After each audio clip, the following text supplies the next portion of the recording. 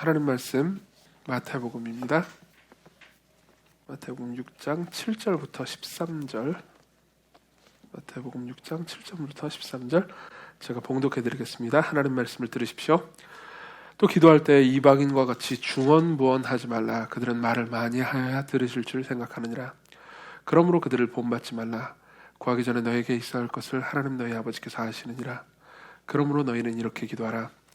하늘에 계신 우리 아버지여, 이름이 거룩히 여김을 받으시오며 나라가 임하시오며 뜻이 하늘에서 이루어진 것 같이 땅에서 이루어지이다. 오늘 우리에게 일용할 양식을 주시옵고 우리가 우리에게 죄 지은 자를 사하여 준 것 같이 우리 죄를 사하여 주시옵고 우리를 시험에 들게 하지 마시옵고 다만 악에서 구하시옵소서. 나라와 권세와 영광이 아버지께 영원히 있사옵나이다. 아멘. 우리 9절을 합독합시다. 그러므로 너희는 이렇게 기도하라. 하늘에 계신 우리 아버지여, 이름이 거룩히 여김을 받으시오며. 아멘. 이제 원래 우리가 이제 살펴봤던 하나님 말씀은 요한일서였습니다. 요한일서를 쭉 이제 들으면서 말씀을 배웠는데 지금 이제 갑자기 코로나가 터지고 그래서 이제 에스더하고 이제 몇 편의 단편 설교를 좀 들었습니다. 근데 이제 오늘부터는 다시 요한일서로 돌아가지 않고요. 요한일서는 언젠가 다시 돌아올 겁니다. 이제 당분간 주기도문을 좀 말씀을 통해서 주께서 가르쳐 준 기도를 배움으로써 이제 하나님 말씀을 들으려고 합니다. 이유가 있습니다. 여기에는 이제 이 코로나 같은 우리가 사실 미증유의 일이죠. 그러니까 한 번도 한국 교회가 한 번도 경험해보지 못한 일이고 여러분들도 한 번도 경험해보지 못한 일이지 않습니까? 이런 고난이 닥칠 때는 그러니까 도대체 하나님 무슨 일을 하고 계시는 건가? 과연 하나님께서는 이 모든 것 가운데서도 일하시는가? 이런 거에 대해서 궁금증을 가지게 됩니다.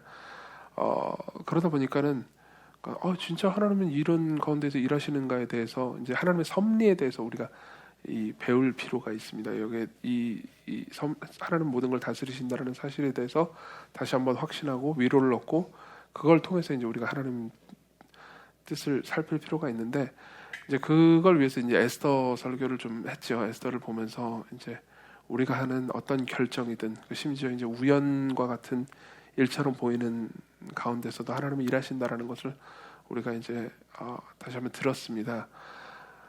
근데 이제 하나님께서 모든 것을 통치하시고 섭리를 다스리실 때 그분의 뜻대로 우리를 다스리실 때 항상 특별히 그리스도인들에게 하나님께서는 그리스도인이 하는 기도를 사용하셔서 그분의 섭리를 펼치시거든요.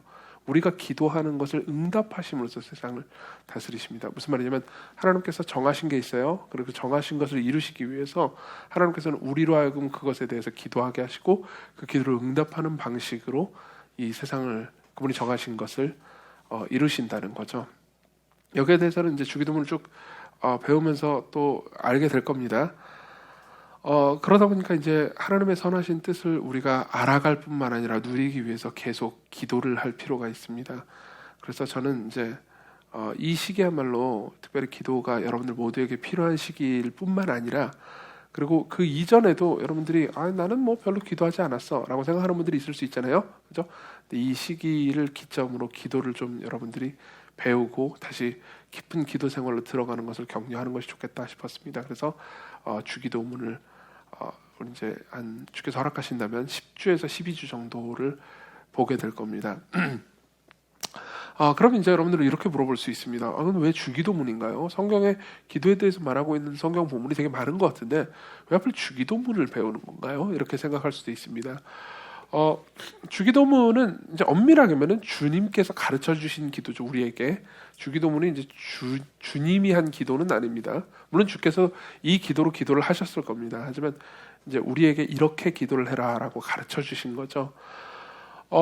근데 이제 여러분이 이런 얘기를 분명히 들어보셨을 것 같은데 주기도문에서 기도가 빠지면 주문이 된다 이런 얘기 들어보신 적 있습니까? 예, 이게 흔하게 하는 얘기입니다. 그러니까 주기도문은 우리가 다 암송하고 있지 않습니까? 그러다 보니까는 암송을 하니까는 이제 생각을 안 하고 그냥 이렇게 입만 움직이는 경우가 종종 있어요. 그럼 주문이 되죠. 그러니까 기도를 하지 않고 주기도문을 암송하면 그냥 주문이 되는 겁니다. 예전에 저 같은 경우에는 이제 주기도문이 정말 좋은 기도문이니까 이대로만 기도를 하면 무조건 만사형통한다 뭐 이런 식으로 배웠던 기억이 있습니다.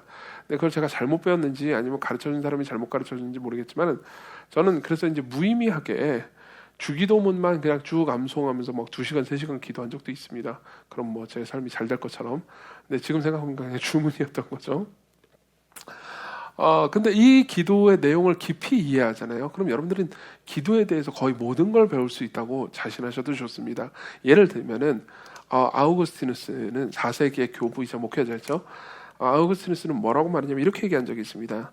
당신이 제대로 기도하고 있다면 기도 중에 무엇을 말하든 이미 주기도문 안에 담긴 것을 말하는 셈이다. 이렇게 말한 적이 있습니다. 그러니까 어떤 기도든 내가 심지어 주기도문을 하고 있지 않다 하더라도 어떤 기도는 하나님 보시기에 올바른 기도를 하고 있다면 이미 당신은 주기도문 안에 있는 내용으로 기도하고 있다는 거예요. 그러면 역으로 생각해보면 우리가 주기도문을 제대로 이해하고 그 주기도문의 가르침 안에서 우리가 기도할 수 있다면 실제로 주기도문을 하는 게 아니고 우리가 자유롭게 기도한다 할지라도요 우리는 늘 하나님 뜻대로 기도할 수 있다. 이렇게 자신할 수 있지 않겠습니까? 그렇죠? 그래서 주기도문을 배움으로써 여러분들이 어떻게 기도해야 되는지를 무슨 내용으로 기도해야 되는지를 알 뿐만 아니라 어떤 자세로 기도해야 되는지도 알 수가 있습니다. 그래서 저는 이제 오늘은 뭘 볼 거냐면 이제 하늘에 계신 우리 아버지여 부분에서 우리 아버지여 부분만 볼 겁니다. 다음 주에는 하늘에 계신 우리 아버지여를 볼 거예요. 오늘은 그냥 우리 아버지여. 그래서 우리 아버지여라는 부분을 살펴볼 건데 이걸 볼 때 이제 먼저 이렇게 3가지 정도로 생각할 겁니다. 첫 번째로는 우리는 왜 기도를 배워야 되는가 이걸 좀 먼저 이야기를 할게요. 이게 중요하니까요. 그리고 그 다음으로는 우리가 기도를 배워야 되긴 하는데 그러면 무엇이 바른 기도의 자세인가? 사실 이 우리 아버지여라는 말 안에 우리가 바른 기도 어떻게 하면 바르게 기도를 할 수 있는지 기도의 자세가 바른 것이 무엇인지를 말해주고 있거든요. 그래서 두 번째로 이제 우리는 무엇이 바른 기도의 자세인가를 배울 겁니다. 그리고 세 번째로는 그럼 이제 어떻게 기도할 것인가? 바른 기도가 기도의 자세가 무엇인지 알았으니까 그럼 어떻게 기도할 것인가를 이제 2가지 정도로 적용을 하고 끝내겠습니다. 먼저 우리가 이제 왜 기도를 배워야 하는가? 이거부터 좀 생각을 해보죠. 간단합니다. 답은 간단합니다. 우리는 늘 잘못된 기도를 하기 때문입니다. 여기 보면은 7절에 보면요. 기도할 때 이방과 같이 중언부언하지 말라라고 말하잖아요. 중언부언하지 말라. 여기서 중언부언이 무슨 의미일까요? 물론 이제 이 헬라어로 따져 들어가면 또 여러 가지 의미가 있긴 하지만 가장 직관적으로 여러분들이 이해할 수 있는 의미를 가르쳐 드리겠습니다. 어떤 말을 할 때 그 말에 어떤 의미, 감정, 어떤 집중 같은 게 마음의 집중 같은 게 전혀 없는 방식으로 기도하는 것을 중언부언으로 기도하는 거라고 생각하시면 됩니다. 그러니까 이런 거죠. 중언부언하는 기도는요. 회개를 한다 하더라도 그 안에 그러니까 자신의 죄에 대해서 통회하고 슬퍼하는 마음이 없습니다. 그냥 말만 할 뿐이죠. 찬양한다 하더라도요. 그러니까 찬양의 대상이 되신 삼위 하나님을 기뻐하고 즐거워하는 마음이 없습니다. 예를 들면은 우리가 아까도 찬양했잖아요. 2곡 했잖아요. 그죠? 뭐 송양도 했고요. 그리고 끝나고 또 주기도문송을 부를 건데 거기에 여러분들이 감동이나 감정이나 뭐 이런 것들을 아무것도 시지 않았다면 우리는 찬양을 중언부언으로 한 셈입니다. 중언부언이라는 말은 그냥 단순히 같은 말을 반복하지 말라라는 말이 아닙니다. 예컨대 여러분들은 마음을 깊이 실어서 간절히 하나님께 내게 은혜를 베풀으시고 나를 용서해달라고 수십 번 외칠 수도 있습니다. 그건 중언부언이 아니에요. 같은 말을 반복하는 건 잘못된 게 아닙니다. 왜냐하면 예수께서도 똑같은 말로 그러니까 아버지여 이 잔을 내게서 옮기옵소서라고 3번이나 기도하신 적이 있기 때문이죠. 3번이나 기도했다는 것은 그냥 단순히 세 문장을 말했다는 의미가 아닙니다. 3번에 걸쳐서 정말 간절한 기도를 했다는 거죠. 같은 내용으로요. 같은 내용을 말하지 말라는 게 아닙니다. 어떤 내용을 말하든 간에 무의미하게 감정 없이 집중 없이 말하지 말라는 거죠. 이거를 좀 더 여러분들이 이해하기 쉽게 예를 하나 더 들어드리자면 우리가 평상시에 쓰는 용어로 치환할 수도 있습니다. 예컨대 이런 거죠. 이 중언부언하다라는 말에 제가 보기에는 우리가 평상시에 쓰는 언어 있잖아요. 언어에 가장 가까운 말은 영혼이 없다라는 말과 거의 동의어에 가까운 것 같습니다. 예를 들면 이제 남자친구가 있고 여자친구가 있습니다. 근데 여자친구가 와가지고 이제 머리를 뭐 되게 미정 가서 예쁘게 했다고 해보세요. 그래가지고 여자친구가 와서 남자한테 나 머리 했어. 그러면서 찰랑 해줬습니다. 그런데 남자친구가 예쁘다. 그럼 뭐라고 말하죠? 영혼 어디 갔냐고. 그렇죠? 영혼이 없다고. 말에 영혼이 없다고. 보통 이렇게 얘기하잖아요. 이게 중언부언입니다. 이해하십니까? 그런 식으로 생각하면 우리가 하는 기도 가운데서 이제 영혼 없는 기도, 그러니까 중언부언하는 기도가 굉장히 많다라는 걸 알게 되죠. 기도는 생각보다 어렵습니다. 정말 상상을 초월할 정도로 어렵습니다. 때로는요. 왜냐하면은, 그러니까 이걸 이렇게 표현하면 여러분들이 좀 더 직관적으로 이해할 수 있을 것 같습니다. 기도는 설교보다도 어려울 때가 많습니다. 아니, 확실히 설교보다도 어렵습니다. 이거는 저뿐만 아니라 예를 들면 마틴 로이드 존스나 존 파이퍼 같은 목사님들도 다 동일하게 입을 모아서 하는 말입니다. 기도는 아주 자주, 아니 거의 대부분 설교보다 어렵다고요. 예를 들면 저는 지금 설교를 하고 있습니다. 근데 이제 설교학자들이 듣고 보기에 평가하기에 제가 뭐 이렇게 수준이 낮거나 좀 형편없는 설교를 한 적이 있을 수 있습니다. 그렇죠? 그렇지만 그러니까 아무리 그런 설교를 한다 하더라도 제가 말을 하면서요. 지금 이게 무슨 말을 하는지 모르는 말을 하지는 않습니다. 최소한 그러니까 듣는 사람이 저게 뭔 소리야 이럴 수는 있어요. 근데 말하는 사람도 이게 뭐지? 이런 말을 하지는 않는단 말이에요. 제가 중간에 설교를 하다가 나 지금 설교 중이었지 이런 생각을 하진 않아요. 맞죠? 근데 기도는 어떻습니까? 여러분들 기도하다가 맞죠? 잠깐 나 지금 기도하는 중이었는데 이런 생각 한 적 없습니까? 분명히 있을 겁니다. 그렇죠? 기도를 하다가 뭐 기도를 해요. 그래가지고 이제 불을 꺼놓습니다. 그리고 뭐 음악을 틀어놓고 뭔가 이제 기도를 하려고 자세를 잡았습니다. 그러고 나서 시간이 지나고 보니까 뭐 집에 놔두고 온 거 뭐 생각하기도 하고 또 뭐 생각하죠. 갑자기 뭐 내가 좋아하는 사람 생각도 나고 싫어하는 사람 생각도 나고 뭐 해야 할 일 생각도 나고 염려도 들고 별의별 이상한 생각을 다 하고 나서 정신을 차려보니까 맞아 나 지금 기도 중이었지 이런 적 많죠. 그렇죠? 뭐 저 같은 경우는 뭐 이게 제가 자주 하는 우스갯소리긴 하지만은 제가 이제 겪었던 최악의 기도는 이거였습니다. 제가 누군가를 위해서 간절히 기도하고 있었어요. 뭐 예를 들면 의원님을 위해서 간절히 기도하고 있습니다. 그러고 나서 나중에 정신을 차려보니까 예수님을 위해서 기도하고 있었습니다. 뭐 이런 것들도 비슷한 거죠.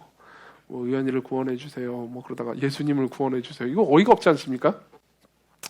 그런 식으로 이제 정신을 놓을 때가 많습니다. 기도는 훨씬 어렵습니다. 전날에 하나님의 영광을 맛보는 것 같은 그 위대한 기도를 경험했던 사람도 그 다음날 아침에 아주 차갑고 냉랭한 기도를 할 수도 있습니다. 그렇죠. 설교는 그렇지는 않습니다. 설교는 이제 어느 정도로 이제 지적이고 준비된 설교를 할 줄 아는 사람들은 그렇게 큰 편차가 나지 않습니다.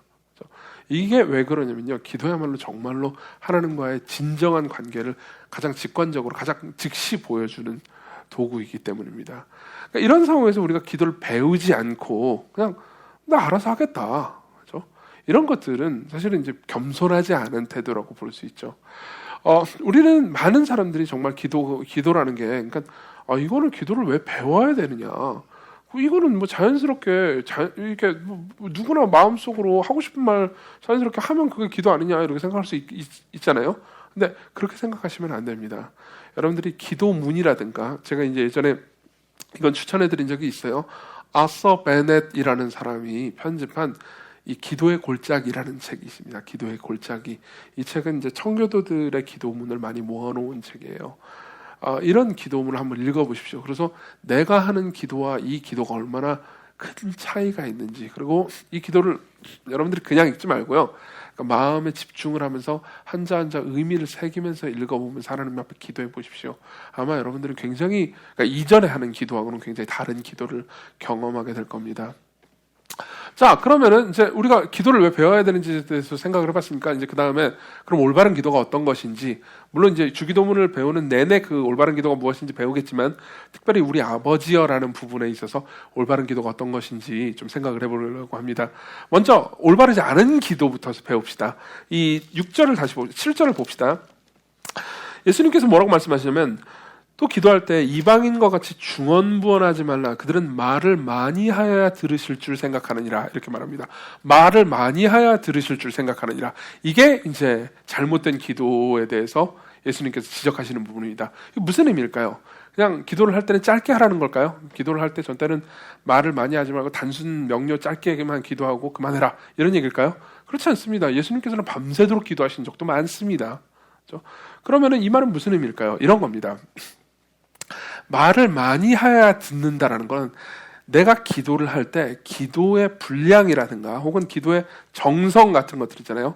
이런 것들을 많이 쌓아야 다시 말하면 기도라는 공로를 내가 하나님 앞에 많이 쌓아야 하나님께서 나를 들어주시는 것이라고 생각하는 겁니다. 다시 말하면 기도를 일종의 거래의 화폐라고 생각하는 거죠. 하나님이라는 응답을 사는 화폐가 기도라고 생각을 하는 겁니다. 예를 들면 이런 것들은 우리의 삶에서도 흔하게 이런 생각들은 녹아 있습니다. 뭐 예를 한번 들어보죠. 뭐 이렇게 여러분들하고 대화를 한다고 합시다. 제가 여러분들의 삶을 물어봅니다. 뭐 잘 지냈니? 어떻게 지냈니? 뭐 이렇게 물어봅니다. 그럼 뭐 여러분들은 잘 지냈다고 말하기도 하고 뭐 잘 못 지냈다고 말하기도 하죠. 그죠? 그런데 이제 제가 이렇게 물어봤다고 합시다. 준이야, 잘 지냈니? 네 영혼은 요즘 어떤 거 같니? 네 영적 생활은 괜찮니? 이렇게 물어봅니다. 그러면 준이가 보통 뭐라고 대답할까요? 물론 이제 준이는 훌륭한 청년이지만 뭐 이렇게 대답할 수도 있습니다. 아, 예, 목사님 개판입니다. 이렇게 대답할 수도 있죠. 그리고 나서 여러분들 분명히 이 말을 해본 적도 있고 이 말을 들어본 적도 있을 겁니다. 그러고 나서 많은 사람들이 이렇게 대답을 합니다. 예, 제가요 요즘 기도가 부족해서. 이런 말 들어봤죠? 그렇죠? 기도가 부족해서. 이 말을 해보신 적도 있을 겁니다. 이 말 이면에는 어떤 세계관이 있습니까? 기도가 부족해서. 이 말은 뭐냐면은 기도라는 것이 일종의, 물론 이제 모든 걸 싸잡아 비판하고 싶은 건 아닙니다. 기도라는 것이 일종의 공로라는 생각이 쌓여 있는 겁니다. 기도가 부족해서, 그러니까 기도가 충분했으면, 기도를 많이 했으면, 내가 평상시 기도를 많이 하는 사람이었으면은 내 영혼이 뭐 성령 충만하고 내가 하는 기도도 응답이 많을 텐데, 그렇죠? 기도 거의 뭐 부족해서 거의 안 해서. 사실 우리는 뭐 제가 여러분들을 이렇게 얘기하는 게 싸잡아 비난하는 것처럼 보일 수도 있지만 그래도 우리는 대체로 기도를 안 하고 살지 않습니까? 그죠?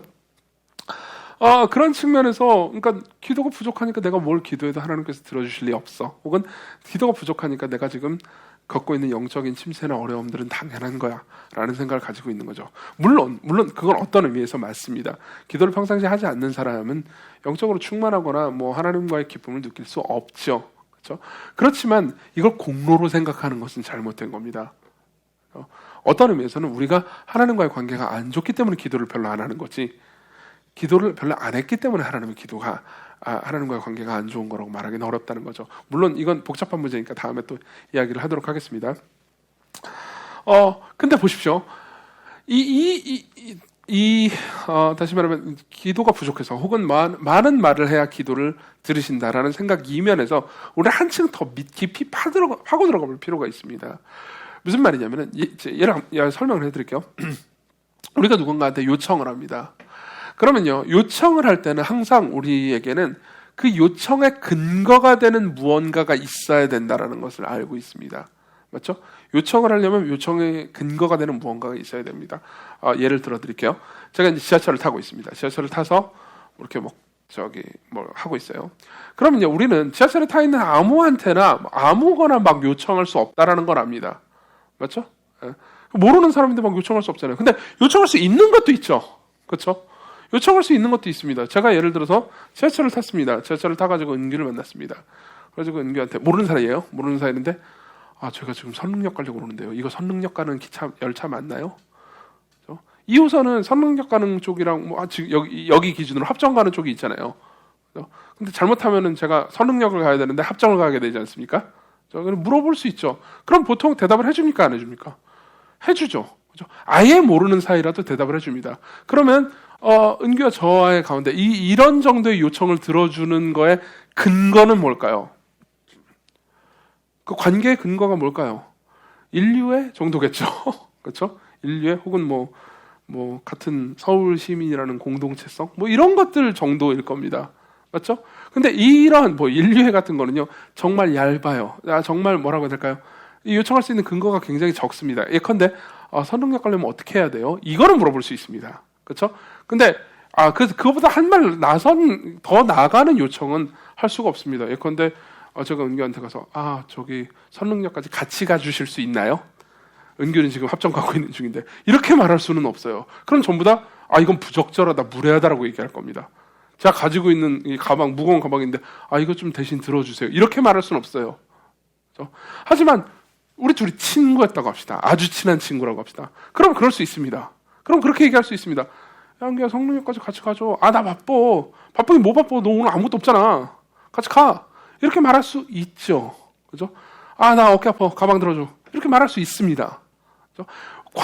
다시 말하면 관계의 근거가, 예를 들면 친구다라는, 그러니까 그냥 보편적 인류애 같은 거 말고요. 친구라는 조금만 더 두꺼운 관계, 조금 더 의미 있는 관계가 되면은 요청의 범위도 커지고요. 요청을 더 할 수가 있게 되죠. 그죠?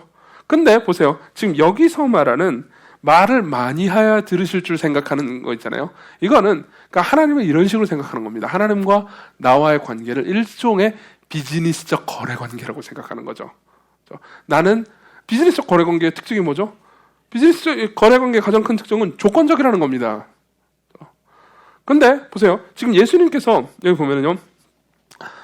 그렇게 말을 많이 들으실 줄 생각하느니라 그러면서 8절 그러므로 그들을 본받지 말라 구하기 전에 너에게 있어야 할 것을 하나님 너희 아버지께서 하시느니라 라고 말하면서 그러니까 잘못된 기도가 이제 올바른 기도의 자세로 바뀌어야 된다고 말씀하십니다. 보세요.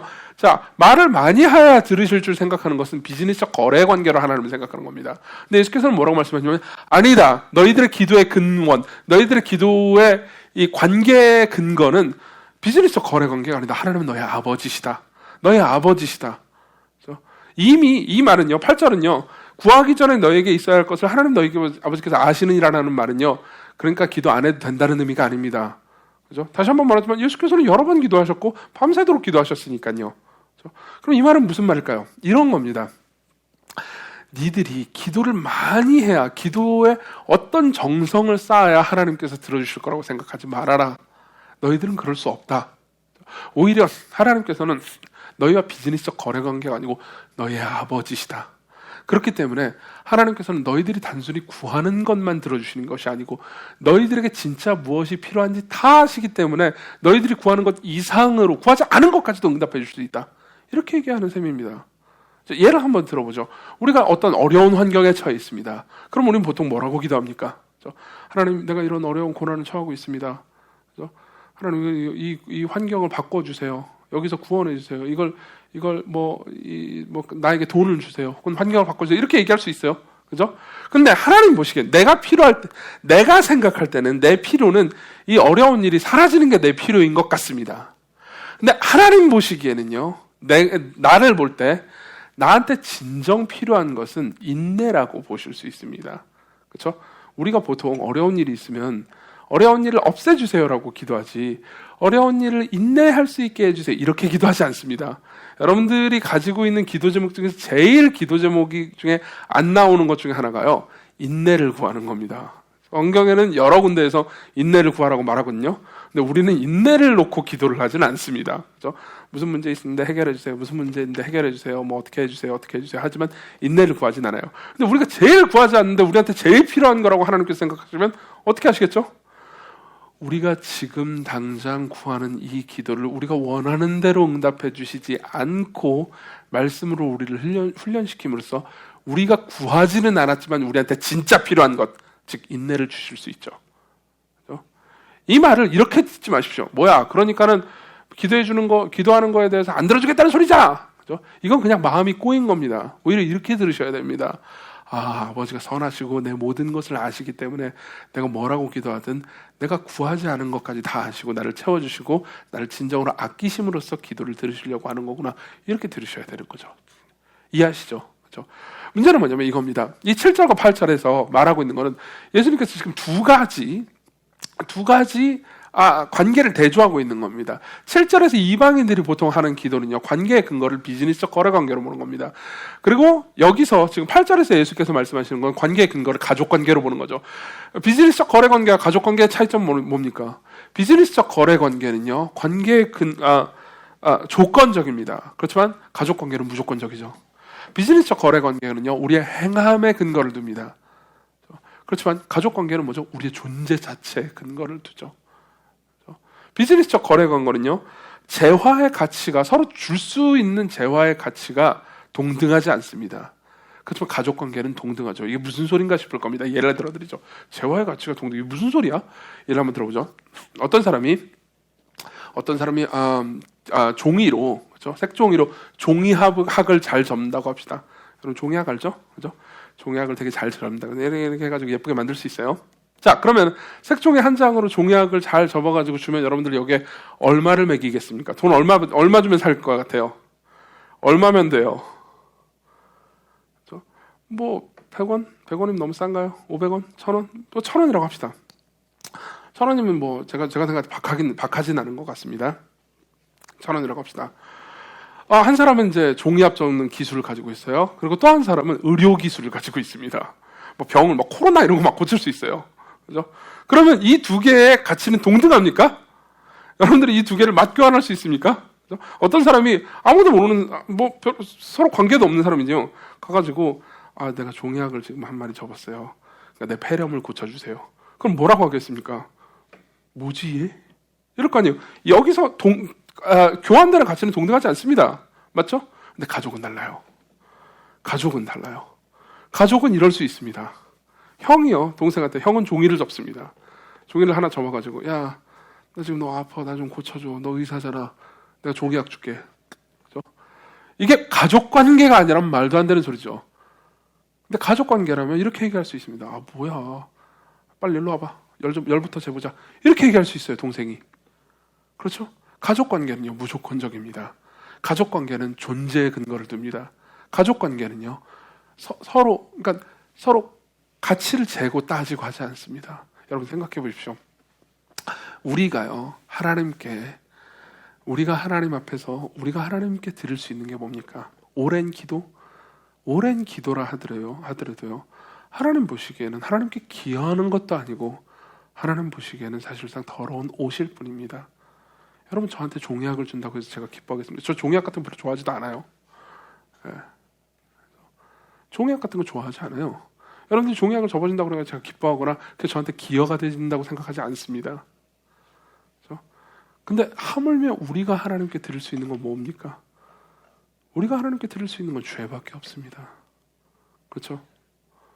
우리가 방금 죄를 짓고 기도를 합니다. 그럼 우리가 무엇을 드릴 수 있습니까? 하나님, 당신께 드릴 수 있는 게 내가 지금 저지른 죄밖에 없습니다. 나를 용서해 주십시오. 그래도 나를 받아주십시오. 하나님과 우리가 비즈니스적 거래 관계라면 이렇게 말할 수 없습니다. 보세요. 종이약을 저 종이약 별로 안 좋아한다고 그랬죠? 그죠? 근데도 불구하고 제가 좋아하는 종이약이 있습니다. 제가 좋아하고 기뻐하는 종이약이 있을 수 있습니다. 뭘까요? 제 딸이 접어줬다면 다르죠. 그렇죠? 시영이하고 보이가, 시영이는 이제 시시해서 종이약 안 접을 테니까 보이가 종이약을 접어서 저한테 아빠 내가 접은 거야. 보이는 이제 그 어린이집에서 되게 다양한 창작 활동을 하거든요. 그 스스로 예술가라고 생각해요. 창작 활동을 해가지고 저한테 주잖아요. 그럼 항상 저한테 할 때 이런 말을, 어디서 그 말을 주워 들었는지 모르겠어요. 아빠 이거 내가 만들었어. 가보로 보관해. 가보가 뭔지 아는지를 모르겠는데, 얘가 가보가 뭔지 알지 안 알지 모르겠는데 가보로 보관해만 항상 그래요. 그럼 저는 어떻게 할까요? 가보로 보관합니다. 가보로 보관합니다. 왜요? 내 딸이니까요. 그렇죠? 이게 나한테 기여하는 게 아닙니다. 그럼 그 조그만한 그 삐뚤빼뚤한 그 예술 작품을 가보로 보관한 대신 제가 딸한테 줘야 되는 건 뭐죠? 돈도 다 줘야 되고요. 얘 인생을 책임져 줘야 됩니다. 맞죠? 이게 가족 관계예요. 예수께서는 이렇게 얘기하시는 겁니다. 너희들이 기도할 때 제일 먼저 생각해야 되는 것이 이거다. 너희들은 지금 가족으로서 자녀가 아버지에게 나아가듯, 아니 나아가듯도 아니에요. 자녀가 아버지께 기도하는 거다. 이방인들이 기도하는 것처럼 너희들의 공로의 근거에서 기도하지 말아라. 이렇게 얘기하는 겁니다. 자, 그러면 우리가 중언부언하는 이유를 여기서 조금 더 생각해 볼 수 있습니다. 들어보십시오. 자, 우리는 굉장히 자주 중언부언하는 기도를 합니다. 그렇죠? 근데 여기에 이 관계를 깊이 생각해 보면 어느 정도 그 힌트를 찾을 수가 있습니다. 생각해 보십시오. 여러분들 중에서 특히 이제 우리 교회를 오래 다닌 분들이라면요. 그러니까 하나님과 나와의 관계가 비즈니스적 거래 관계다 이렇게 생각하는 분들은 거의 없을 겁니다. 이렇게 생각하는 분들은 보통 이런 경우가 많습니다. 이제 기독교 신앙을 처음 접해보거나 기독교에 대해서 잘 모르시는 분들, 혹은 이제 그 전에 가지고 있던 신앙의 색깔이나 이런 것들이 아주 심하게 기복주의적이었던 분들, 이런 분들은 하나님을 자판기처럼 생각하는 거죠. 내가 기도라는 동전을 넣으면 당연히 복이라는 커피가 나와야 된다 이런 식으로 생각하는 겁니다. 근데 여러분들 중에서 이렇게 생각하는 사람들은 없을 겁니다.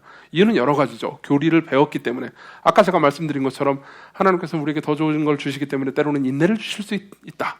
이런 것들을 배웠기 때문이기도 하고요. 그리고 여러분들이 이미 경험적으로 알아요. 뭐냐면은 내가 기도를 열심히 했는데 하나님께서 내가 기도한 대로 고지고대로 안 들어주신 경험이 한 번 이상 쌓였습니다.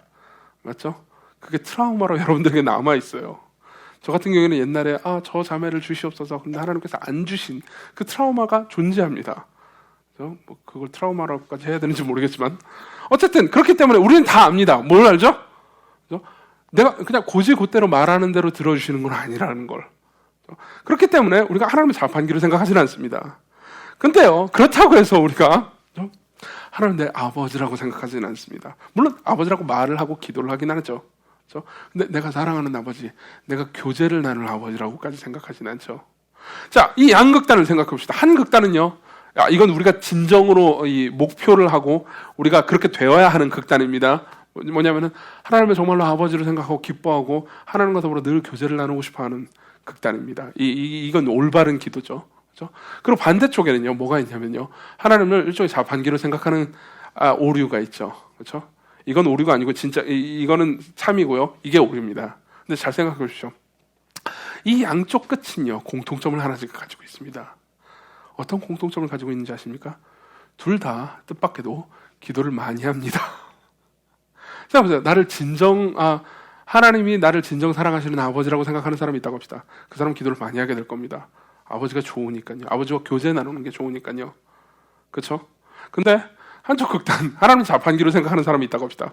이 사람도 뜻밖의, 물론 필요할 때만 기도를 하는 약점이 있긴 할 겁니다. 그렇죠? 그렇지만 기도를 필요할 때는 분명히 기도를 합니다. 내가 기도라는 공로를 쌓으면, 기도의 분량을 채우면, 그러면은 뭐 동전을 넣은 거니까 자판기에서 복이 나오겠지, 이렇게 생각하는 거죠. 그렇죠? 근데 우리는 이쪽은 아닙니다. 확실히 이런 오류에서는 벗어났어요. 그렇다고 해서 하나님 내 선하신 아버지고 나를 사랑하는 분이라고 하면서 즐거워하고 있지는 않습니다. 그럼 중간에 어딘가에 있는 거잖아요. 그렇죠? 그럼 어떻게 되는지 아십니까? 기도를 잘 안 합니다. 기도를 안 해요. 머릿속에 이런 생각을 하는 거죠. 기도한다고 하나님께서 늘 그대로 들어주시는 건 아니야. 그렇죠? 그러니까 율법주의적인 동기도 없습니다. 그렇다고 해서 하나님을 막 그렇게 사랑하는 것도 아니에요. 그러니까 사랑의 동기도 없습니다. 그러니까 대충 이렇게 생각하는 거예요. 기도라는 게 뭐 하나님께서 하나님 뜻대로 들어주시는 거니까 뭐 내가 뭐 해야 되긴 하지만 뭐 그럼에도 불구하고 내키지는 않네. 그렇죠? 그러면서 기도에 대한 생각을 접어버리는 거죠. 그런 상태에서요. 그런 마음의 상태에서 그래도 교회는 오잖아요. 그렇죠? 교회는 오고 교회를 오면요. 뭐 금요기도회 같은 경우는 더 그렇고 뭐 수련회 같은 경우는 훨씬 더 그렇죠. 어쨌든 기도를 시킵니다. 안 그렇습니까? 아까도 우리 강사님이 예배 인도할 때 기도를 인도했잖아요. 그러면 이제 우리가 기도를 하잖아요. 근데 양쪽 다 아니기 때문에 아까 말씀드린 대로 우리는 어떻게 하죠? 중언부언합니다. 중언부언합니다. 머릿속에요. 입력된 말들은 있어요. 그러니까 뭐라도 말은 할 수 있습니다. 근데 거기에 영혼이 실리지 않죠. 그렇죠? 이게 우리가 중언부언하는 가장 커다란 이유입니다. 그리고 이걸 염두에 둘 때요. 예수님께서 왜 기도를 가르치실 때 우리 아버지여라고 부르라고 했는지를 여러분들이 깊이 생각해 볼 수 있습니다. 예수님은요, 우리 아버지여라고 기도하라고 합니다. 근데 좀 생각해 봅시다. 하나님 우리 아버지십니까? 뭐 맞다고 할 겁니다. 자, 그러면 다음 질문을 던져보죠. 하나님 우리 왕이십니까? 하나님 우리의 왕인가요? 네, 맞습니다. 그것도 맞는 겁니다. 성경 도처에서 하나님께서 우리 왕이시라고 말합니다. 맞죠? 하나님 우리 친구인가요? 그것도 맞습니다. 하나님 우리의 친구라고 말해요. 하나님께서 아브라함에게 저 친구라고 하셨습니다. 예수님께서도 우리의 친구라고 하셨고요. 근데 왜 예수님께서는요, 하나님께 기도할 때, 성부 하나님께 기도할 때요, 우리 아버지여라고 기도하도록 가르치셨을까요? 우리 왕이여라고 기도해도 맞는 거고, 이렇게 기도하지 말라는 게 아닙니다. 그죠? 그것도 맞아요. 내 친구이시여, 이렇게 기도해도 맞는 건데 왜 표준적인 기도를 가르치실 때는 아버지여부터 시작하실까요? 이유가 있습니다. 그렇죠? 이유가 있습니다. 왕이라고 하나님을 생각하면 기본적으로 관계에 어떤 식으로 여러분들이 관계를 생각하게 됩니까? 그렇죠? 그분은 명령하시고 난 순종해야 됩니다. 맞죠? 물론 이건 맞습니다. 우리는 그분의 명령에 따라야 되는, 순종해야 되는 그분의 백성입니다. 그렇죠? 그렇지만 예수님께서는요, 우리가 기도의 자리로 나아갈 때 그걸 제일 먼저 생각하도록 하시지 않습니다. 우리가 제일 먼저 생각해야 되는 걸 하나님은 왕으로서의 하나님을 제일 먼저 생각하도록 하는 게 아니에요. 친구도 마찬가지입니다. 친구는 좋지요. 친구는 좋지만요. 친구는요, 이 비즈니스적 거래 관계하고요, 그리고 가족 관계, 이 중간에 어딘가에 있습니다. 물론 친구는 아주 좋죠. 그렇지만 친구는요, 우정이 깨지면 끝입니다. 그렇죠? 여러분들 친구랑 대판 싸워가지고 이제 절교를 해본 경험이 있는 분도 있을 겁니다. 그럼 끝이죠. 더 이상 연락하지 않습니다. 근데 가족은 어떻습니까? 물론 가족 간에서도 절연을 하는 케이스가 없진 않지만 그러면 가족은요 웬만하면 절연하기 어렵습니다. 관계가 무조건 조건적일 수밖에 없어요. 무조건적일 수밖에 없어요. 이해하십니까? 이걸 떠올리라는 겁니다. 우리가 기도할 때 제일 먼저 떠올려야 하는 하나님을 향해서 자아, 하나님을 향한 이미지에서 제일 먼저 떠올려야 되는 건 뭡니까? 아버지시라는 거예요. 그분이 아버지시라는 거예요.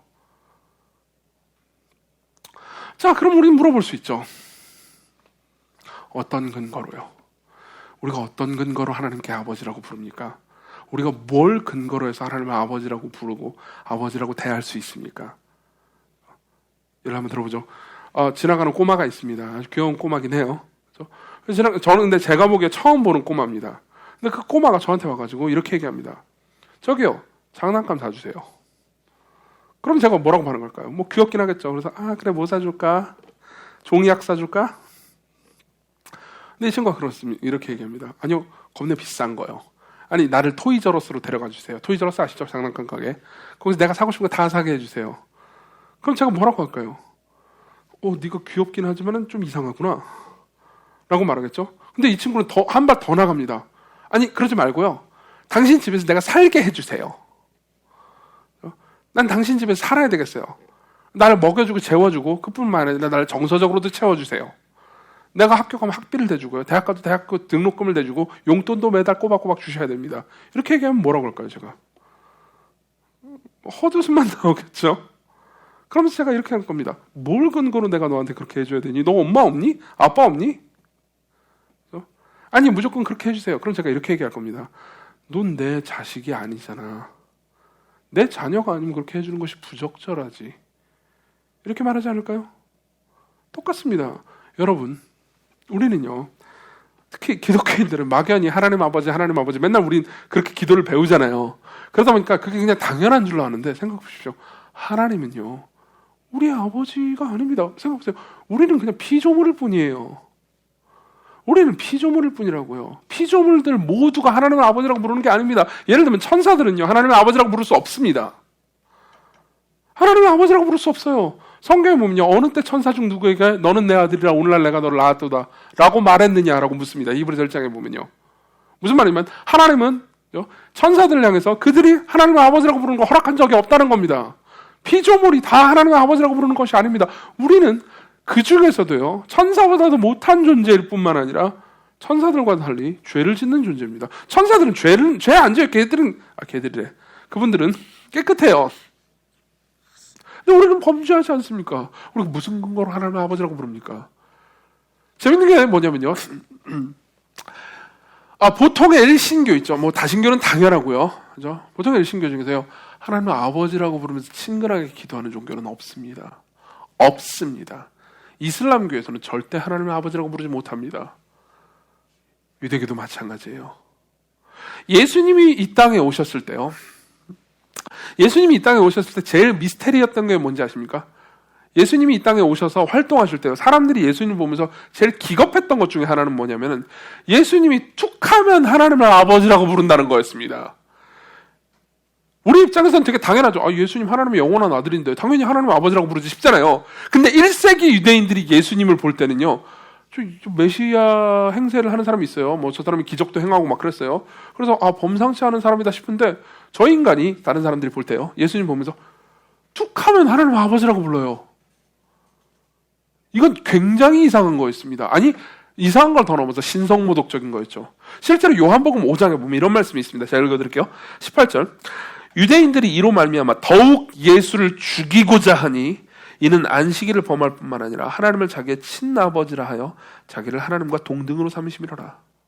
물론 유교 문화권에서는 자식과 부모를 뭐 동등하게 생각하지는 않습니다만, 유대교 문화권에서는요, 내가 사람이잖아요. 그런 것처럼 내 자식도 사람이잖아요. 그런 의미에서 동등하다고 생각했습니다. 무슨 말이냐면요, 하나님이 하나님이기 때문에, 성부 하나님이 신이기 때문에요, 하나님의 아들이면 뭡니까? 신입니다. 그렇죠? 이걸 신성모독이라고 생각했어요. 예수님께서 툭하면 하늘에 계신 하나님께 아버지여라고 기도했는데, 그때 당시 사람들은 모두가 뭐? 아버지? 어떻게 네가 감히 아버지라고 불러? 이렇게 생각했어요. 근데 거기서 한 발 더 나갑시다. 더 나갑니다. 예수님은 자기만 하나님을 아버지라고 부르는 게 아니고요, 자기 제자들에게 너희들은 이렇게 기도해라 그러면서 뭐라고 말씀하시냐면 하늘에 계신 우리 아버지여라고 기도해라, 이렇게 말하는 거예요. 생각하세요. 그때 당시 세계관에서는 미친 거였습니다. 아니, 자기만 하나님을 아버지라고 부르는 것도 말도 안 되는 미스터리인데, 말도 안 되는 짓인데, 아니 자기 제자들에게 저 갈릴리의 그 어부들 아무것도 아닌 저 녀석들한테 감히 하나님을 아버지라고 부르라고? 뭐 하는 짓이지? 모두가 분노했을 겁니다. 제자들도 당황했을 겁니다. 아니 뭐 하나님을 기도하는 건 좋은데 왜 하나님을 아버지라고 불러요 우리가? 굉장히 충격적인 거였죠. 그럼 우리는 물어볼 수 있습니다. 예수님은 하나님의 영원하신 아들이니까 그렇다 치고 왜 예수께서 하나님의 아버지라고 부를 수 있을까요? 왜 예수께서 예수님의 제자들에게 하나님을 아버지라고 부르도록 했을까요? 뭘 근거로요? 무슨 근거로요? 갈라디아서 4장에서 바울은 이런 얘기를 해줍니다. 들어보십시오. 4장 4절 바울이 말합니다. 때가 참에 하나님이 그 아들을 보내사, 예수님을 보내사 여자에게서 나게 하시고 율법 아래 나게 하신 것은 율법 아래 있는 자들을 속량하시고 우리로 아들의 명분을 얻게 하려 하심이라. 아들의 명분을 얻게 하려 하심이라. 무슨 말입니까? 설명해 드릴게요. 바울은 이렇게 얘기하는 겁니다. 우리가 하나님을 감히, 우리 같은 존재들이요, 감히 하나님을 아버지라고 부르는 것만큼이나 놀랍고 미스터리한 사건이 하나 있습니다. 바울이 생각하기에는요. 그것만큼이나, 아니 그것보다 훨씬 더 놀랍고 미스터리한 사건이 하나 있어요. 뭔지 아십니까? 저 위에 계신 하나님이요, 우리 벌레만도 못한 사람이 되셨다는 거죠. 저 위에 계신 하나님이 사람이 됐어요. 이슬람 교도들은 물어볼 겁니다. 아니 어찌 감히 하나님을 아버지라고 부르는가? 신성모독이다. 그럼 우리는 이렇게 얘기할 수 있습니다. 더 충격적인 얘기를 해드릴까요? 더 충격적인 얘기를 해드릴까요? 하나님이 사람이 됐답니다. 바울은 이런 얘기를 하고 싶은 겁니다. 하나님이 사람이 되셨습니다. 왠지 아십니까? 하나님을 아버지라고 부를 수 있는 그분, 당당하게 자기의 공로로 하나님을 아버지라고 부를 수 있는 그 한 분이 사람이 되셔서, 우리와 똑같은 사람이 되셔서 우리와 더불어서 그리스도를 믿는 모든 사람들을 자기 안에 두시고 자기와 연합하게 하셔서 그분이 하나님을 아버지라 부르시듯 우리 역시 하나님을 아버지라 부르도록 하시기 위해서요. 이게 바울이 아까 한 말이에요. 그분이 사람이 됐습니다. 우리 같은 죄인들을 데리고 용서하시고 대속하시고 부활하셔서 하나님께 당당하게 아버지여라고 기도할 수 있게 하시기 위해서요.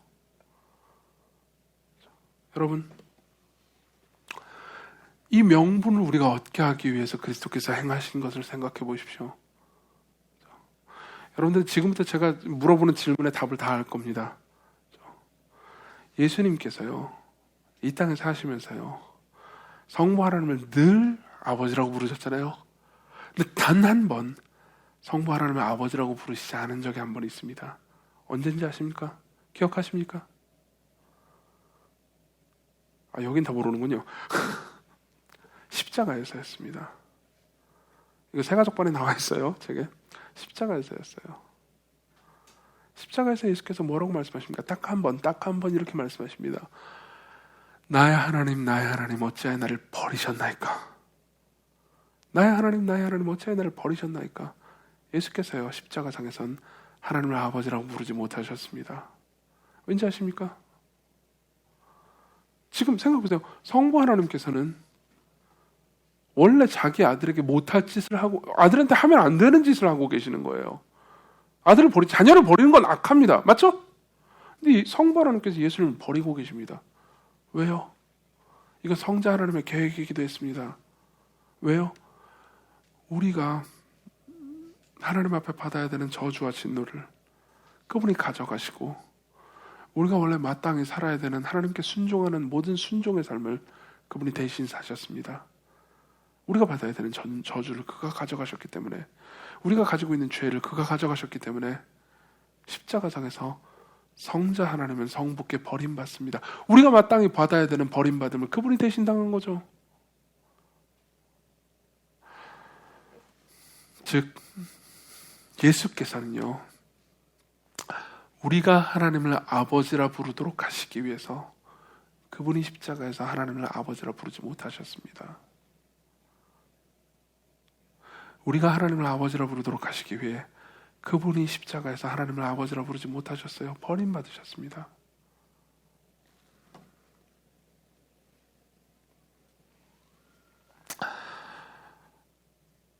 그럼으로써 우리가 하나님을 아버지라 부를 수 있게 됐습니다. 두 가지 적용을 하고 마치려고 합니다. 두 가지 적용을 할게요. 자, 첫 번째입니다. 첫 번째,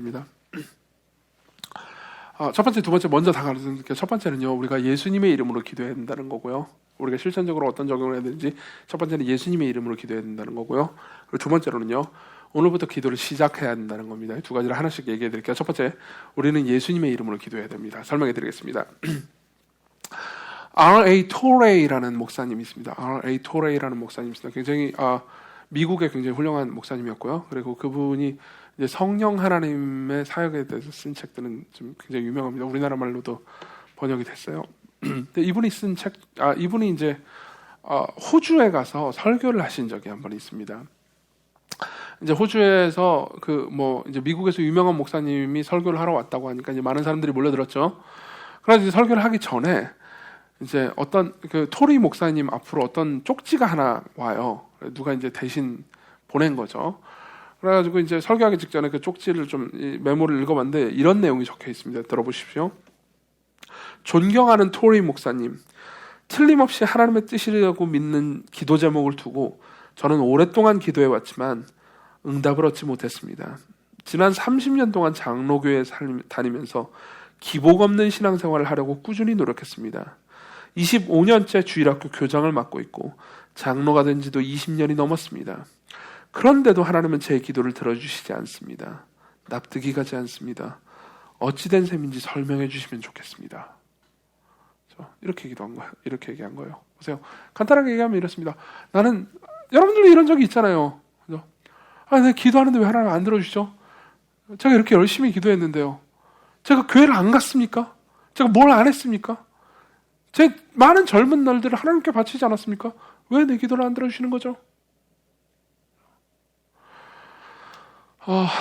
그런데 거기에 대해서 토레 목사님이 이걸 보고 나서 갑자기 설교의 내용을 바꿨습니다. 마음속으로. 설교 하기 직전에 이걸 받았다고 그랬잖아요. 그래서 설교의 내용을 바꾸고 어떻게 했냐면은 이 메모를 읽으면서 이제 설교를 시작합니다. 이제 이분이 생각하기에 이제 이 메모를 보낸 분은 이제 이 상황을 이해해 줄 거라고 이제 생각을 했던 거죠. 메모를 다 읽고 나서 이런 식으로 이야기를 합니다. 들어보십시오. 이분은 30년 동안 성실한 교인으로 살아왔고 25년 동안이나 주일학교 교장으로 성실하게 섬겼으며 20년 가까이 장로로 일했습니다. 그래서 하나님은 마땅히 그의 기도에 응답하셔야 한다고 생각하고 계십니다. 그러나 사실 자신의 이름으로 기도하고 있는 셈입니다. 이렇게 말합니다. 무슨 말일까요? 보세요. 이방인들의 기도는 뭔지 아십니까? 예수님께서 7절에서 말씀하시는 기도를 말을 많이 하여 들으실 줄 아는 이방인들의 기도의 핵심은 내가 말을 많이 했으니까 기도에 응답하셔야 된다는 겁니다. 이걸 내 이름으로 기도하는 거라고 말합니다. 내 이름으로. 그렇죠? 내가 이만큼 공로를 쌓았잖아요. 내가 하나님께 이걸 했잖아요. 그러니까 하나님 나한테 들어주셔야죠. 그러면 나는 하나님께 내 이름으로 나아가고 있는 셈입니다. 그렇죠? 내 이름으로 나갈 때 하나님은 우리에게 응답해 주실 필요가 없습니다. 응답해 주실 수 없습니다. 그렇죠? 우리가 지은 건 죄밖에 없기 때문이죠. 생각해보세요. 제가요. 이건 옛날에 여러 번 예를 들었던 얘기지만 또 들어보십시오. 제가 그냥 트럼프 대통령한테 만나주세요 하면서 백악관을 가면 트럼프 대통령이 저를 만나줍니까? 안 만나줍니다. 그죠? 지금 코로나 대응하기도 바빠 꺼져 그러겠죠. 그죠? 아예 저는 트럼프 대통령과 대화 한마디도 말도 나누지 못할 겁니다. 그렇지만 만일 우리나라 대통령의 편지를 가지고 갔다면 어떨까요? 그럼 얘기가 달라지겠죠. 저는 이정규의 이름으로 가는 게 아닙니다. 대한민국 대통령의 이름으로 가는 거죠. 그죠? 만일 저기 트럼프 대통령이 저를 거절한다면 대한민국 대통령을 거절하는 셈입니다. 그렇죠? 그러면 저는 문재인의 이름으로 나가는 거죠. 이정규의 이름으로 가는 게 아니고. 그렇죠? 보십시오. 이게 예수님의 이름으로 간다는 말의 의미입니다.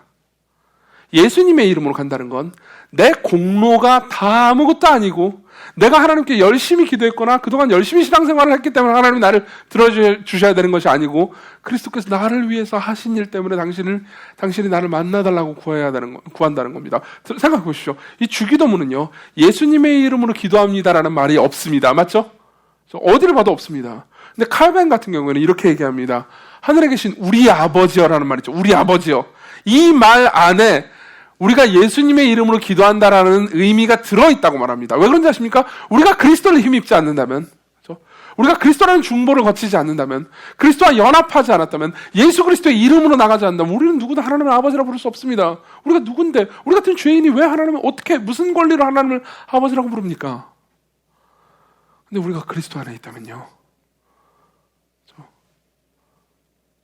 우리가 이렇게 기도한다면요, 예수님의 이름으로 기도합니다라는 말을, 그 문장을 쓰지 않는다 하더라도요, 우리가 만약 이렇게 기도한다면 어떻습니까?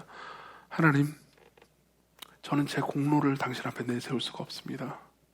지금까지 살면서 제가 지은 건 죄밖에 없습니다. 심지어 제가 행한 선행조차도 하나님 보시기엔 악할 겁니다. 죄를 아무것도 짓지 않은 천사들도 하나님을 아버지라고 부르지 못하는데 제가 무슨 권리로 당신께 나아갑니까? 그러나 하나님의 아들, 당신의 영원한 아들이 나를 대신하여서 십자가를 지시고 나를 대신해서 부활했습니다. 그분과 나는 하나입니다. 예수 그리스도와 나는 하나입니다. 내 공로로는 당신께 나아갈 수 없지만 그리스도께서 나를 위해서 하신 것을 근거 삼아서 당신께 나아갑니다. 내 기도를 들어주세요. 부모 자식은 어떻죠? 자식은요, 엄마 아빠가 사준 장난감을, 비싼 장난감을 가지고 놀다가 부셔도 당당하게 가가지고 또 사주세요라고 말할 수 있습니다. 물론 실제로 사줄지 안 사줄지 모르겠지만 어쨌든 부모는 사랑하니까 그를 돌봐주겠죠. 자식이 부모에게 요구할 수 없는 건 없습니다. 뭐든지 요구하죠. 들어주고 안 들어주고는 이제 사랑하는 부모가 이제 알아서 해줄 문제고요. 그리고 부모가 나를 사랑한다면 들어줘도 나를 사랑하는 거고 안 들어줘도 나를 사랑하는 거겠죠. 그렇지만 요구할 수 없는 영역은 없습니다. 언제나 당당하고 기쁘게 요구할 수 있는 거죠. 우리는 그런 자격이 없어요. 그러나 우리가 그리스도 안에 있을 때, 그리스도께서 우리를 위해서 하신 일을 우리가 믿고 그분께 나아갈 때요, 내 공로가 아니고 예수 그리스도의 공로를 힘입어서 하나님께 나아갈 때, 들어보십시오, 하나님께서는 우리를 거절하실 수 없습니다. 하나님께서는 우리가 하는 기도를요, 예수님께서 하나님께 기도하는 것처럼 받으십니다. 다시 한번 말씀드릴게요. 우리가 하나님께 기도할 때요, 하나님께서는 예수님이 하나님께 기도하는 것처럼 받으십니다. 그리스도를 의지하십시오. 그분을 의지해서 하나님께 담대히 나아가십시오. 이게 여러분들이 기도를 더 하고 싶어하는 마음의 자극이 되기를 바랍니다. 하나만 더 얘기할게요. 적용 두 번째입니다. 두 번째는 기도를 오늘부터요, 시작해 보라는 겁니다. 오늘부터 기도를 시작해 보십시오. 자, 설명해 드릴게요. 토마스 구드윈이라는 17세기의 청교도가 있습니다. 아주 훌륭한 목사님이었어요. 이분이 이제 주기도문에 대해서 이 탁월한 설교가 있는데 거기 보면 이런 얘기가 있습니다. 어느 한 아버지와 아들이 있습니다. 그렇죠? 근데 이 아버지와 아들이 둘이 아무 얘기도 하지 않아요. 서로 그냥 묵묵히 일만 하고 가만히 있을 뿐 아무 말도 하지 않습니다. 그렇다고 해서 이 아버지와 아들의 관계가, 부자 관계가 변하는 건 아닙니다. 맞죠? 네. 혹은 이 둘이 싸웠습니다. 대파 싸웠어요. 그죠? 의견이 안 맞아가지고. 근데 싸웠다고 해서 아버지와 아들, 부자 간의 관계가 변하는 건 아니에요. 맞죠? 그죠? 하지만 이 아버지와 아들이 서로 사랑해서, 아들아, 그러면서 일로 와라, 그러면서 포옹을 하고, 아들아, 내가 너를 사랑한다. 딸아, 내가 너를 사랑한다. 넌 내 모든 것이다. 그러면서 아들도 혹은 딸도요, 아버지의 품에 안겨서 아버지를 기뻐하고 있다고 해봅시다. 여러분, 이렇다고 해서 이 둘의 관계가요, 그 이전보다 더 아버지와 아들, 더 부자 관계가 되는 건 아닙니다. 맞죠? 싸울 때나 좋을 때나 똑같이 부자 관계예요. 관계는 아무것도 바뀌는 게 없습니다. 그렇지만 그 관계를 더 누리겠죠. 맞죠? 그 관계를 더 누릴 겁니다. 결혼한 부부도 마찬가지입니다. 싸운다고 해서요 부부가 아니게 된 건 아닙니다. 가만히 있다고 해서 부부가 아니게 되는 건 아니에요. 그렇지만 둘이 포옹하고 서로 예를 들면 성관계를 누린다든가 아니면 뭐 둘이 데이트를 한다거나 그럴 때 부부관계를 더 누리게 되는 거죠. 마찬가지입니다. 여러분들이 기도하지 않는다고 해서 하나님께서 여러분들을 거절하시는 건 아닙니다. 여러분들이 기도하지 않는다고 해서 여러분들이 갑자기 자녀의 신분이 취소되는 건 아닙니다. 그렇지만 여러분들이 기도할 때 여러분들은 하나님의 아버지 되심을 더 깊이 누리게 될 겁니다. 하나님이 그리스도 안에서 여러분들을 조건 없이 사랑하시는 것을 더 많이 누리게 될 겁니다. 더 많이 즐거워하게 될 겁니다. 오늘부터라도 그게 10분이든 30분이든 뭐 얼마든지 좋습니다. 1시간도 좋고요. 다 좋습니다. 오늘부터라도 시간을 정해 보십시오. 시간을 정해 보십시오. 그러면서 하나님, 우리 아버지요. 내가 당신께 구할 것을 아뢰입니다. 또는요, 그냥 시시콜콜이 하고 싶은 얘기 다 해보십시오. 상관없습니다. 아버지께서는 여러분들의 기도를 듣기를 원하십니다. 듣기를 원하십니다. 그러면서 그분과의 관계를 누리십시오. 이런 관계를 누리는 신앙생활, 이런 관계를 누리는 삶이랑요, 이런 관계를 머리로는 알고 있지만 누리지 못하는 삶 있잖아요. 그건 정말 비교할 수 없을 정도로 다를 겁니다. 여러분들은 결코 예전과 같지 않을 겁니다. 같이 기도합시다. 같이 기도합시다. 같이 기도합시다. 같이 기도합시다. 같이 기도합시다. 같이 기도합시다.